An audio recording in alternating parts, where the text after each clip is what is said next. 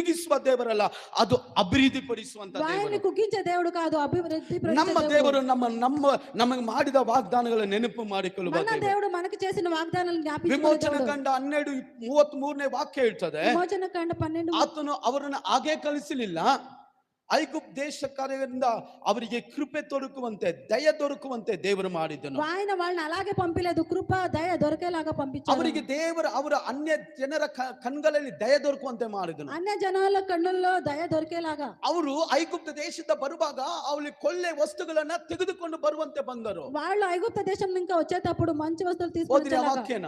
ఆ వాక్యం చదువుకున్నాం.